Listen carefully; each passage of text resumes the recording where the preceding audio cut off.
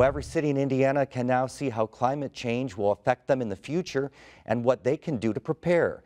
As Rebecca Thiel reports, Indiana University researchers unveiled a tool this week called the Hoosier Resilience Index. The tool allows cities to see things like how many days of extreme heat or heavy rain they can expect by 2050. It also shows what parts of the city are vulnerable to climate change, like areas in floodplains. Andrea Webster helped develop the index for the IU Environmental Resilience Institute.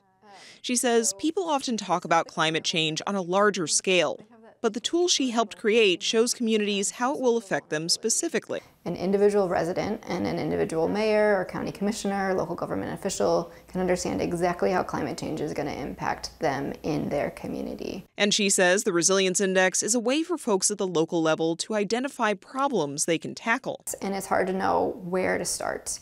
And by providing communities with a list of specific actions, they can start to evaluate which of those actions that they are ready to take now, and maybe which of those actions they need to take in 3 years, or which they need to take in 5 years. Webster says some of these climate solutions are simpler and cheaper than you might think. For example, more street sweeping can clear away leaves and debris that clog storm drains and cause areas to flood.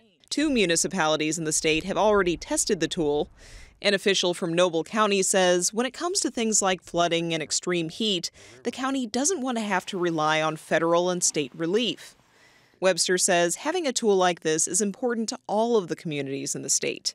And she says just because we aren't on a coast doesn't mean we won't be affected. But it's very much true that climate change is going to impact the state of Indiana. Webster hopes the tool will give communities the information they need to tackle the problem head on. For Indiana Newsdesk, I'm Rebecca Thiel.